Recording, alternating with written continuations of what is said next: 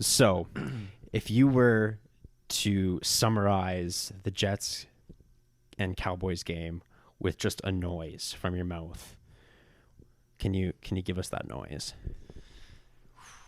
It would be.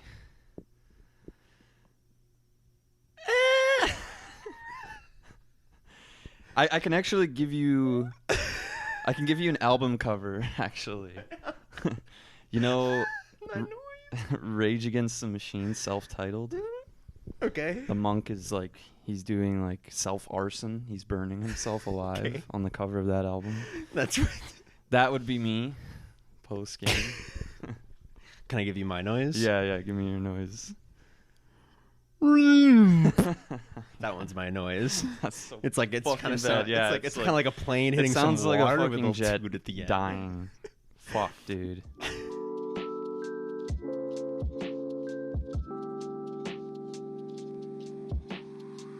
And with that, we welcome you back to the Jets Up North podcast.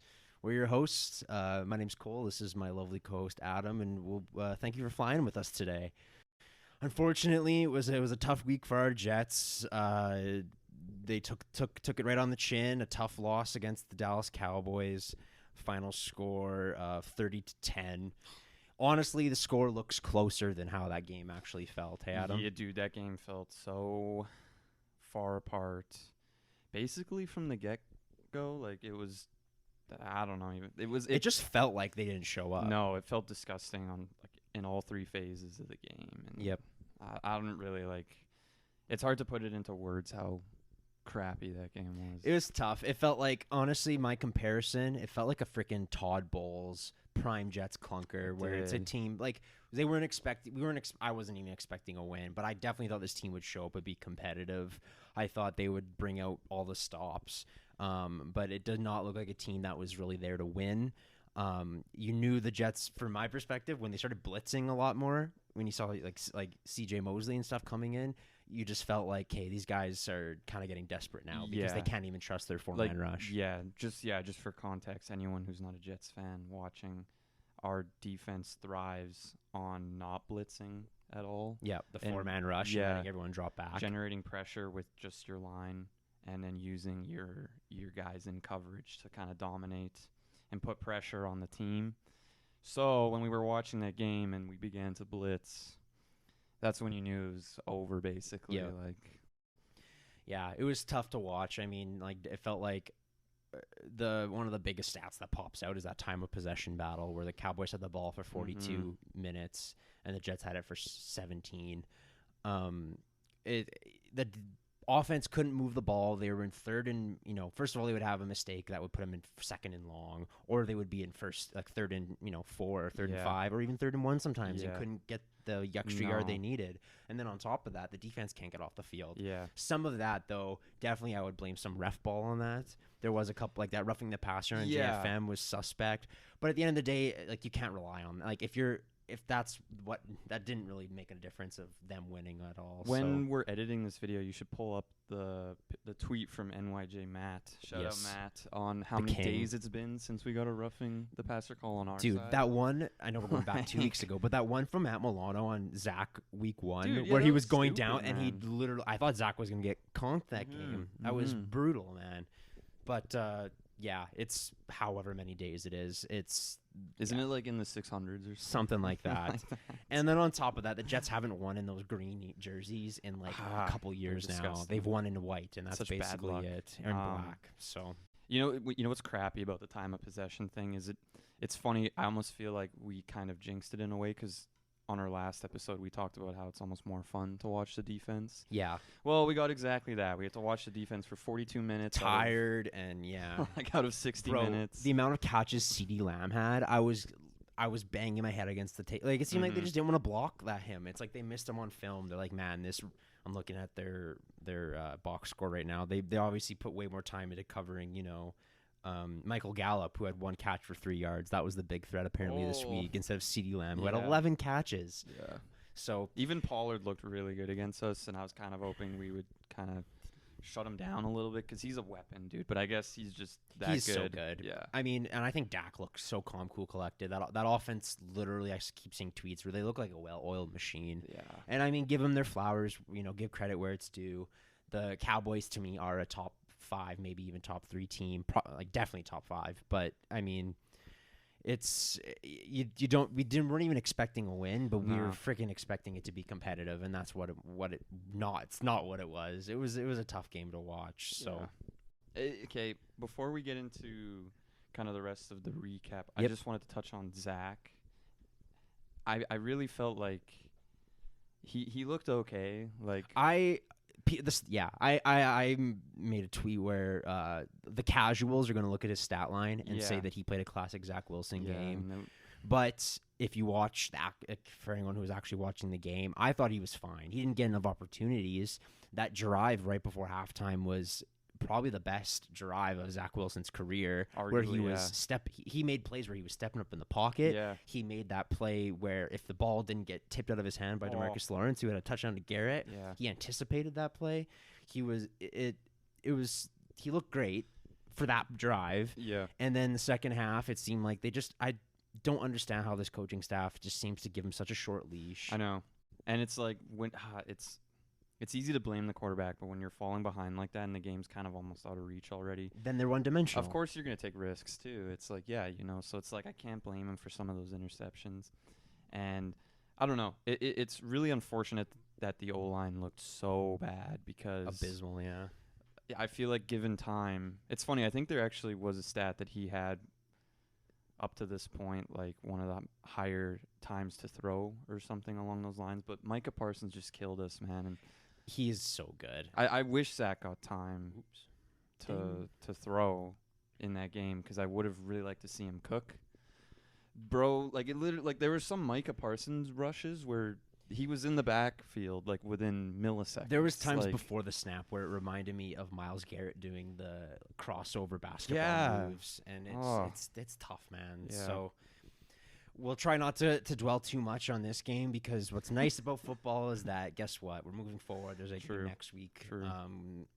But let's just really quickly kind of go through the stat comparison between Jets and Cowboys, and then let's move on from this. But looking at some of the stats here, the Cowboys won in basically every phase of the game. They beat them had more passing yards, 255 to the Jets 140. They had more rushing yards, 134 to the Jets 64. The Jets' leading rusher was Zach Wilson. Sacks, the Jets had 1 sack, shut out Solomon Thomas. And then the Cowboys had 3 sacks, but it freaking sure felt like more. It did, man. And then obviously the one at the bottom there, that's what's going to be the game breaker is the turnovers. The Jets turned the ball over 4 times, the Dalvin Cook fumble, and then 3 Zach picks. I mean, if you're turning the ball over 4-0, that's going to be a long day for you. Look at the Bills last week when we beat them. Yeah. I mean, I think we had a turnover in that game, but they also Zach threw the 1 pick. But yeah, they had 4 turnovers. Like, when you lose the turnover battle like that by such a landslide, it's like... Most of the time, the team that wins the game, right? It's so like, what can you really do there, I guess? And then, top performers. I honestly, this gentleman at the bottom, or that stock image gentleman, really, I had no picks. Your guess was as good as mine, but I threw our boy Garrett there, man. He had just 2 catches for 83 yards and the lone touchdown, but man, that one, there was a moment there on that Garrett Wilson play where you're like, okay, we're back in this now. Right when I'm out, they pull me back in. There was just so many missed opportunities with this game early on, and then it kind of just spiraled out. Just kind of what the story, like how it was. We talked about how Zach stepped up in the pocket, but there were so many times later on in the game where he was back to old Zach, where he was scrambling around and throwing Hail Marys, where all of them were getting picked. My least favorite play from him was when he rolled out. I think Micah was chasing him from behind, and he did his classic roll to the right, and he just threw a pick, and it was like, and it's always... I swear, man, he's throwing like 2/3 of his picks doing that exact same thing. He rolls out to the right, and he's like looking for a dude down the sideline, and he like throws it straight, and there's a DB just right there, and it's like, bro, you gotta stop doing that, man. Live to fight another. Yeah, down, you're man. killing us. Yep. So not a lot to be positive about this week. One thing that we haven't even touched on yet that was also very disheartening was the Sauce Gardner missed opportunity. Dude, the pick six. I got out off stood up because I Yeah. thought he had it. Yeah. And I think there was a sound, or Sauce tweeted it or whatever, there's a Yeah. soundbite where I think he told Dak where he was focused on the pick six already while the ball was in the air and he dropped I it. hate to hear it. And there's that picture of Saleh with his hands like, oh my god, that's pretty good. There's already been some fire Saleh memes 2 weeks into the season. Yeah, there's some. I feel bad for him. He's becoming like dude. a face No wonder of he has the- no hair. Yeah. This team stresses him out. Holy. So yeah, it was ugly game all around. A lot of disappointment. Let's move on. Let's forget about it. We don't have to play. They're in the NFC. If you're gonna drop a game, at least Yeah. NFC opponent doesn't affect really standings very much. Yeah. Let's move on to New England. So yeah, let's do it. So here we are, Patriots week. The last time the Jets beat the Patriots was what? Ryan Fitzpatrick to Decker in 2015. Was that last win? I think so. Yeah, I think so. That's depressing. Sad to think about. Lots happened since then. Nothing, not very good. But Damn. we're going against, shockingly, a New England Patriots team that's 0-2.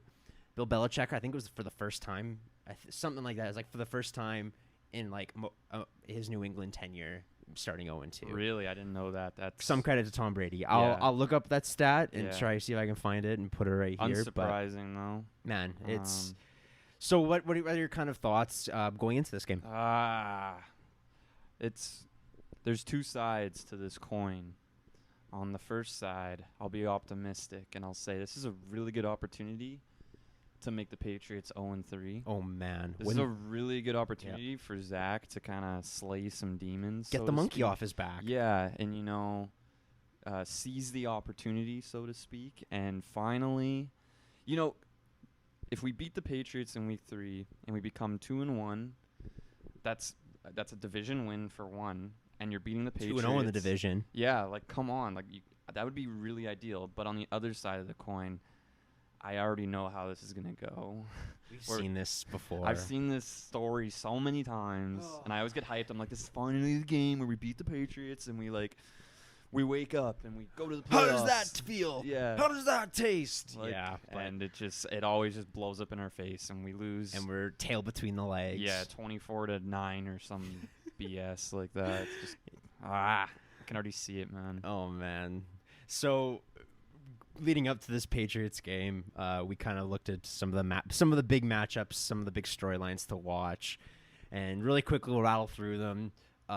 First things first, you mentioned we felt the story before. Yeah. Same old song and dance every time playing this defense. How is Zach Wilson going to hold up against this Patriots defense? We'll see, right? On top of that is the Patriots' short passing attack. Mac Jones will dink and dunk you all over the field. That's what Dak Prescott did just now. Yeah. So that's the template. If they can hold the time of possession and make Zach Wilson and this offense one-dimensional where they have to score all of a sudden, it's going to get ugly really quick. Return of the Jets run game, hopefully, right? Like we have I'm going to say one really good running back and then one, complimentary piece in Dalvin as of now. We'll see if that improves, right? Yeah. But we have two running backs and even throwing a third there where we can get tread with all three of these guys. Yeah.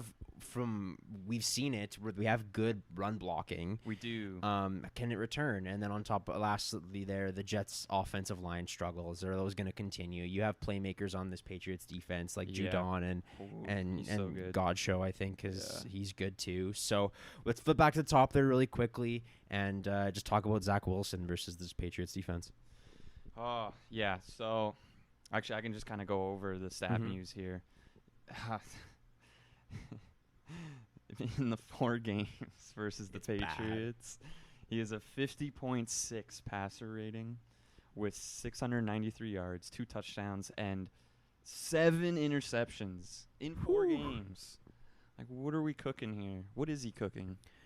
I don't know, man. Like, I don't know. Nothing good, bro. Yeah, nothing good. If he was cooking, he's like an 8-month-old bologna sandwich. That's what he's cooking. That's why, though, I say like that. The positive, the optimistic side of my coin is like, imagine if he actually pulls it off, like, and he actually beats up on the Patriots. Like, there's a universe, anything can happen. The Jets traded for Aaron Rodgers, which is a mind blowing thing that a year ago I couldn't have really fathomed.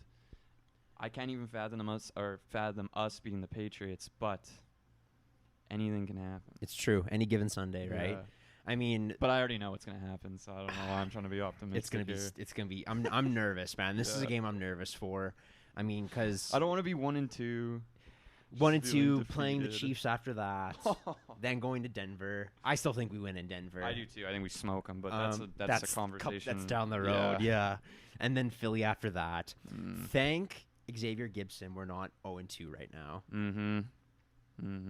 I think I still feel like last episode we'd be more depressed. This episode would be way more depressed. Yeah. At least we have a win. We're 1-1 right now. There's still tons of season left. Facts. The odds of team making the playoffs at 0-2 are so minuscule. Yeah. It's so we got to be hopeful with that. And I know we're on to Patriots now, but just looping back to the Dallas game, it's funny because like I talked a lot of smack about Zach. I also talked him up a little bit, but like that game wasn't on Zach. The whole team let him down.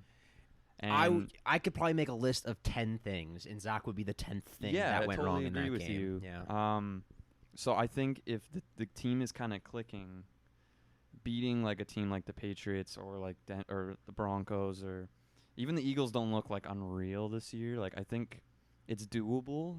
We just kind of, I don't know.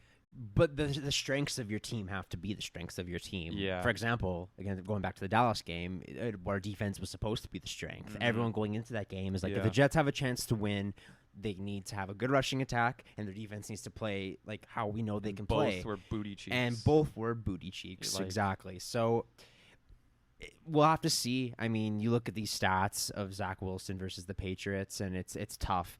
I think it was his only 355 yards in that one game, but that was after the 3 interceptions, and it was game over. It was garbage time. And he threw a touchdown or 2 to Conklin and just padded the stats that week. It's tough, man. So yeah, let's move on from that. Next is this Patriots short passing attack. I mean, we can look at Mac Jones here, and his career rating against the Jets is almost the complete opposite of Zach's. In 4 games, too, because they came from the same draft class. 97.6, 933 yards. 3 touchdowns and 1 pick in 4 games. And he's been healthy the whole time. Man. I hate him. I know it's tough, man. Look, like his completion percentage in the clunker that we had in Foxborough last year, the punt return walk off, he had a 85 completion percentage, which is insane. That's so frustrating to watch when you're the opposing like team of a guy who has a completion percentage that high, because it's like every time they throw the ball, like that's how it felt against Dak. Yep. It's just every time they throw it, it's like, oh, a first down, sick, I love it. Yep. Move the chains. Here we go again. And it feels like they were running the same plays. I remember that New England game. I still don't know how it was 3-3 going into the whole final moments there. Yeah. But every play, it felt like they were running a screen pass to Ramondre Stevenson. They were throwing a check down to Ramondre Stevenson, and it was working. And he was dicing up the defense, and it was so. Again.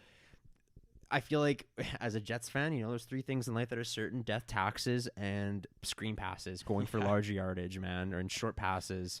It's tough, man. You know what I thought was a thing of the past was this happened in the Dallas game, and it made me want to commit heinous acts. Was arson?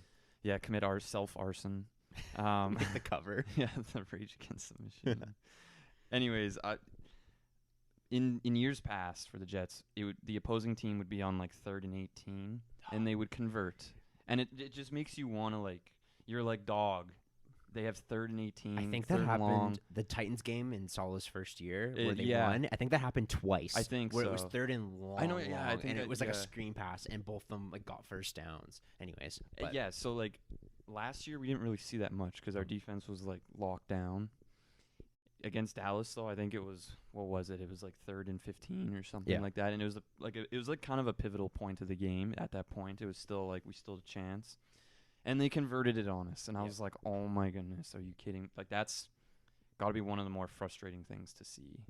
In football. Yeah, it's tough, and Mac Jones is great at that. The one bright spot looking at this is the sack numbers, specifically the last 2 games. In both games last year, the Jets put up 6 sacks against Mac Jones. From what I know, that Patriots offensive line is pretty much the same as last year. Mac Jones is still Mac Jones. Yeah, they have about the same talent of weapons like Juju and Devonta Parker. Yeah, Parker.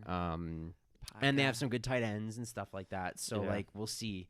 But if the Jets pass rush, which they were getting close against Dallas, but it seems like they were just a split second ahead. If they can just still be at that level, because I thought they were there last week, they just couldn't finish. It's funny because our defense actually matches up really well against the Patriots, because the way you beat a quarterback like Mac, who's not mobile and uses you get in his face. He uses his mind or uses his head to not plan out, but attack the defense. Yep. He's not like Justin Fields or like Josh Allen. Josh Allen, who uses their body as a weapon kind of thing, is interior pass rush. And we have one of the best interior pass rushes in the league. So you'd think it would like.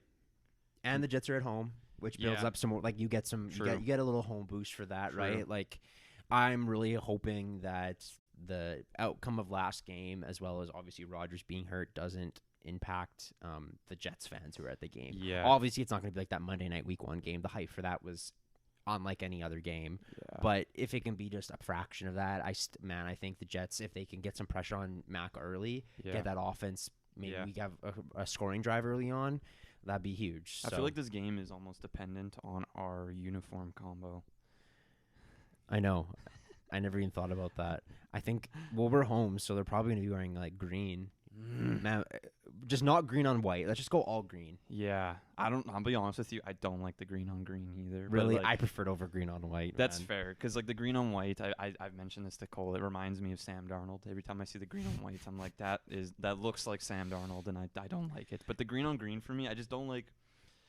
I don't like the whole solid color thing. The only color I like when it's like solid like that is like maybe like the Colts or something. Like I like the blue, but just solid green, I'm not the biggest fan of it. That's fair. I think all white can look clean. I love the all white. Yeah. I think my favorite, like other than the throwbacks or like the color rush, was probably last year when we were doing the white on black. I really liked that. I thought that was clean. Imagine now with the black bucket on top. Dude, that'd be so sick.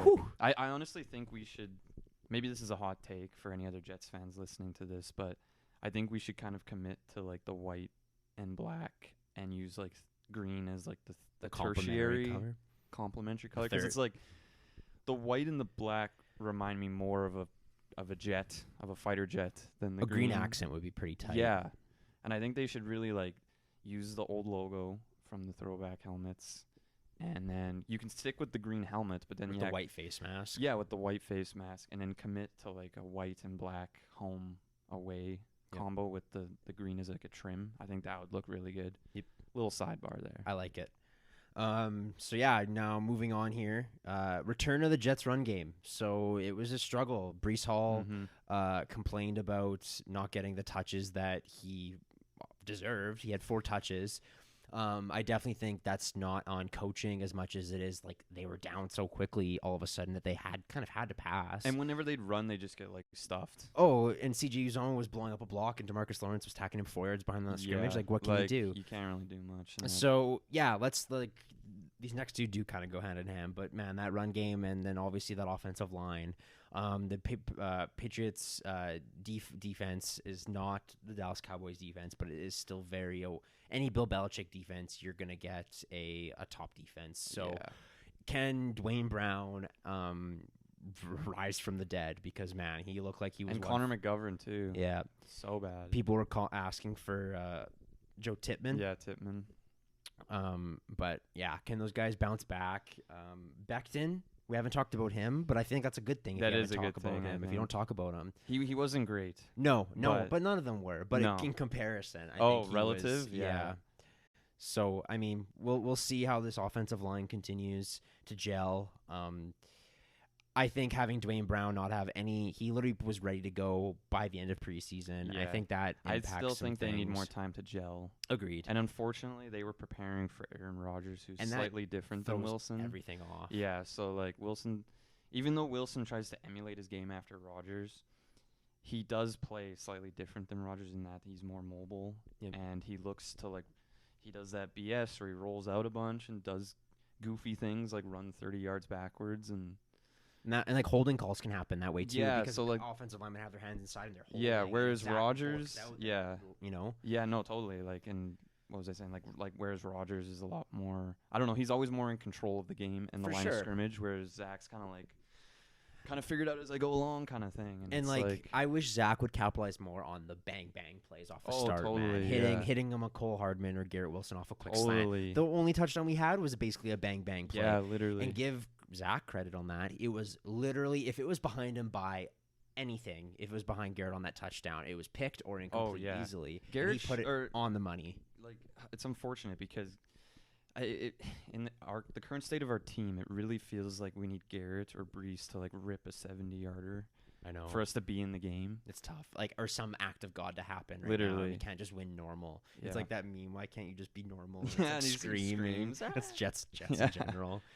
You know what I'm interested to see is Garrett Wilson versus the Patriots rookie corner Christian Gonzalez. He had a pick against Tua. I think he's like the third highest rated corner in the league right now.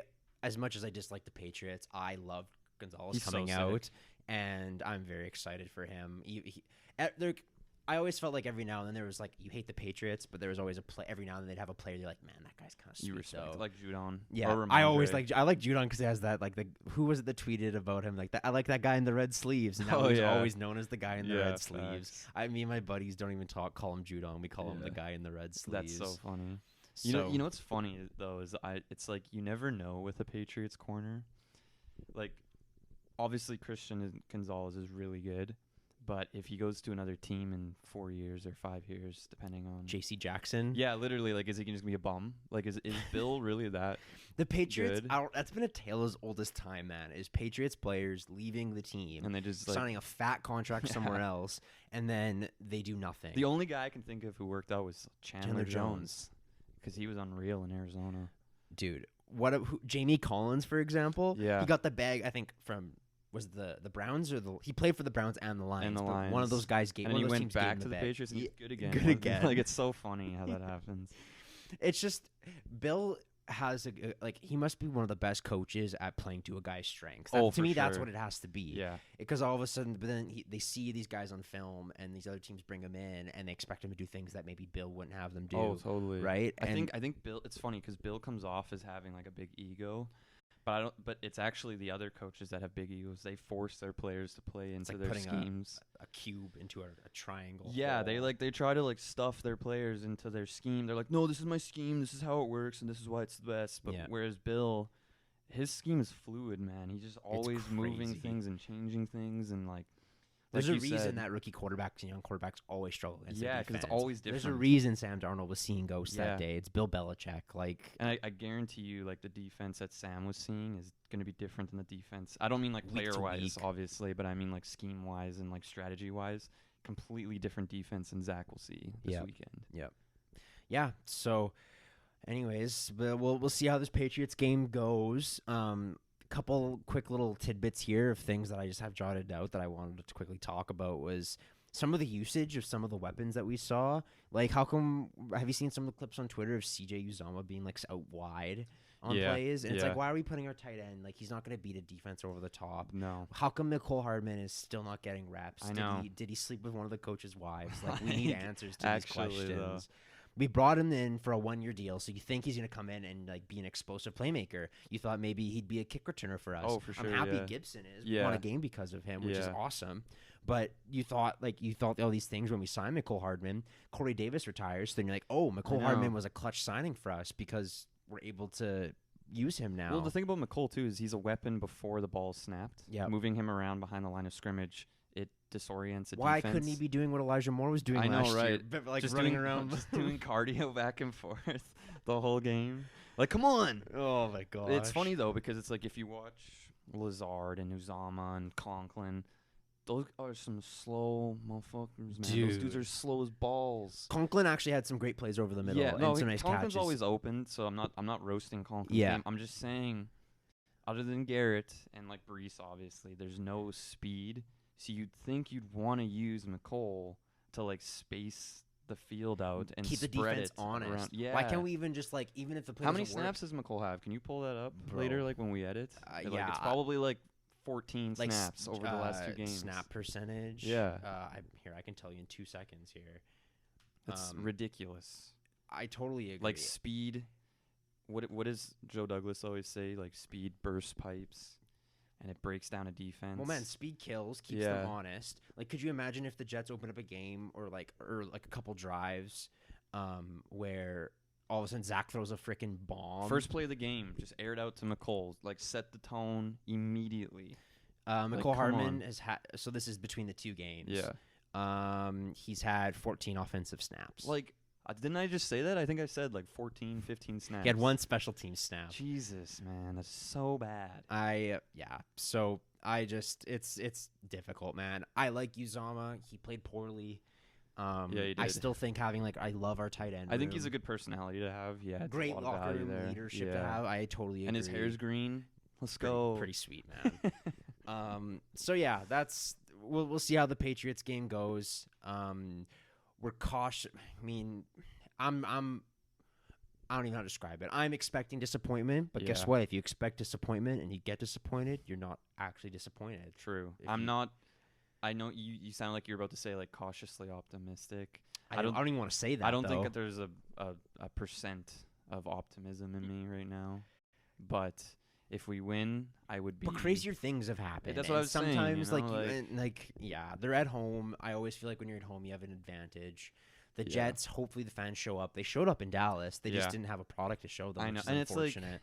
it's so easy to go like, oh, we lost Rodgers. Woe is me. The world is ending. But like, there's still some like this was like a contending team before he got hurt. Yeah. Like there's dogs on this roster. Like absolute dogs. Yep. Like all the way throughout. So it's like talent, and we have good coaches. Like I know Hackett is kind of sussy right now because it's like, well, he designed. We're looking like the Broncos last year. He designed his whole offense for Rodgers. So obviously, when you have Zach out there, it's going to be tough to. I feel like there had to be some growing pains going into this week. From what it sounds like from all the press, like the interview stuff, it sounds like Zach's confidence hasn't wavered. It sounds like the team still supports him. That's their best chance of winning. If his confidence goes in the crapper, then I mean we're running out freaking Tim Boyle next week, right? So we'll see. All I'm trying to say is like I think our coaches are good. There's dogs on this team, so like naturally you're gonna win some games. Yeah, and they just played one of a top team. So yeah, like, you know. I know there's some Jets fans on Twitter like losing their mind like the end of the world, and like we were disappointed, but like not overreacting where it was like the season's screwed, man. I also was kind of like I'm kind of numb to it at this point. So the world has been over for me since 2011, basically in terms of Jets. I mean, since the Rodgers injury, I feel like it's a reoccurring nightmare. Mm-hmm. So I mean, every day, every Sunday, losing to Dallas didn't really faze me per se, but it definitely You're like Steve Rogers. Like I can do this all day. Yeah, I can do this all day. His ass handed to him. I'm like that shitty Andrew Tate quote where he's like, you shoot that guy and he stands there unfazed. Bro, I had to bring Andrew Tate into this podcast. Sorry, my bad. Gross. I feel icky now. So yeah, I mean that's how the Jets stack up against the Patriots. I obviously will be watching. They play finally the early game, so I'm excited for that. We can get it over with. Exactly. Maybe they win and we feel good for the rest of the day and things are good. Yeah. So we'll see. Right off the top here, what is your score prediction? I think it's gonna be like 18, like just a weird number. Yeah, 18-13. Someone's missing an extra point. It's going to be the Patriots. 2 field goals. We're putting up 18 in a weird fashion. We'll get like a safety or something. Yeah, we'll put up like 16 somehow. And we'll miss an extra point. We'll put up 13, kick a field goal, safety to win the game. You ready? Go. I have one that's also pretty crazy. Okay. We're going to win. It's going to be 23-17 for the Jets. Yeah. And the Jets, I don't know when it's going to happen, but we're going to get a block punt. I love it. We're going to block a punt, and it's going to be manifesting it. I'm drawing a blank right now. Who's our our special teams captain? Justin Hardy. Yeah. He's gonna run it in finally. Hell There's been a couple times where he was close, and he's always the dude trailing. He's always like celebrating. First guy celebrating with him. I know. No, he's gonna run it in. Justin Hardy. Who was it? CJ Uzomah was on Bustin' with the Boys podcast with Taylor. Lewan, Yeah. and Compton. Yeah. And he said that Hardy gave all three phases, all special teams, offense, defense, like shit after that game, and he stepped up. And I'm like, okay, he's balling. He's out a next dog, game. man. I love him on special Yeah. teams. He's always right in that punt returner's face. Oh yeah. And like, great. I feel like Boyer, like our special teams Dude. coach, Brant Boyer, I feel like he Goated. loves him. For sure. Like, I think that loves was. that dude. I would bet that when he became a free agent, Boyer went into like Joe's office. Oh, and was yeah. like, get me this guy. And there's probably been some times where like Joe and Co and like Rex are like, we might have to let him go because he's kind of expensive, and like we gotta Worth it though. We gotta make some stuff. We gotta maybe like trim the fat a bit. And I bet you Brant Boyer was in his office like, if you cut this dude, I'm gone. quitting. Yeah, I'm quitting. No, I love Brant Boyer. This is a pro Brant Boyer podcast. Yeah, He's literally this is the Brant Boyer podcast. We'll get him on here these days. That'd be sweet, man. Can I you would imagine? actually love it. I would love to learn about because special teams is so crazy. I'd love to learn what his favorite phase is. Is it punt? Is it punt return? Is it kickoff return? Well, and I'm not trying to sit here and put him on a pedestal or anything like that, but he might actually be the best special teams coach in the league. Well, there's a reason that he's been here throughout regimes. Yeah. Like Gase left and he was there. Yeah. Wasn't he there? He was at there the for end the of Bulls era. Yeah. And Saleh came in and he heard from buddies. He didn't know him directly, but he heard from other coaches how great he keep this was. dude, yeah. So I think it's fantastic. Yeah, just for context, so our special teams coach was around when Todd Bowles was our head coach. In Then Todd Bowles got fired. We hired Adam Gase. Boyer stuck around. We fired Gase. Boyer stuck around. He's still here. That's how good he is. Every year he's just an immovable object. I ain't fucking leaving. Yeah, he's Wolf he's of Wall Leo, Street. Yeah. So yeah, that's basically it.